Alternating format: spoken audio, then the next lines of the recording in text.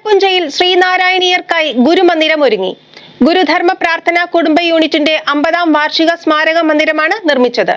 സമർപ്പണ ചടങ്ങിൽ നിരവധി ഭക്തജനങ്ങൾ പങ്കെടുത്തു.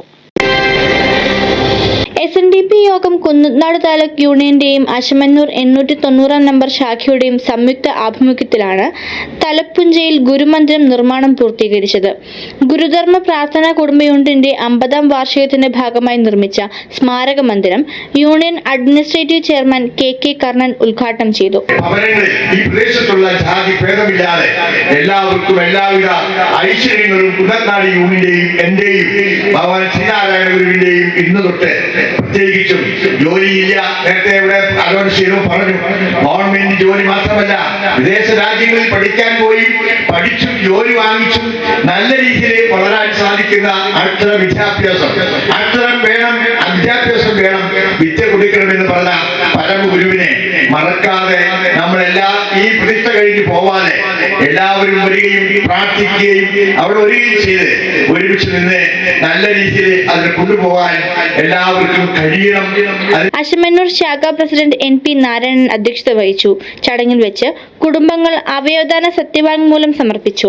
Union convener KA Unnikrishnan, committee അംഗങ്ങളായ ബിജു വിശ്വനാഥൻ, അനിൽ വളയഞ്ചിറങ്ങര, ശാഖാ secretary advocate Sindhu Santhosh, vice president VS Prathapan, TN Rajan, MK Sunil, MK Sudheesh Kumar, MN Ratheesh എന്നിവർ സംസാരിച്ചു.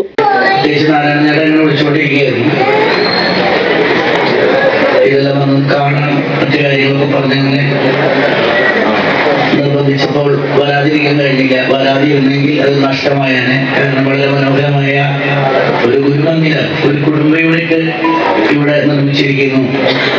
അത് മാത്രമല്ല, ഞങ്ങൾ വരുമ്പോൾ ആലോചിക്കുകയായിരുന്നു, എത്രയോ വഴി താണ്ടി ഇങ്ങനെ അല്ലേ ഒരു കോറിയൊക്കെ കഴിഞ്ഞ് ഇങ്ങനെ വരുമ്പോൾ ഇവിടെ വന്നപ്പോൾ ഒരു സ്ഥലം.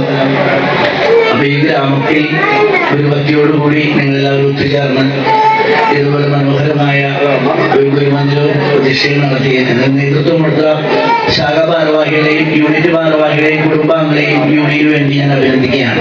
News desk, media city, Perumbavoor.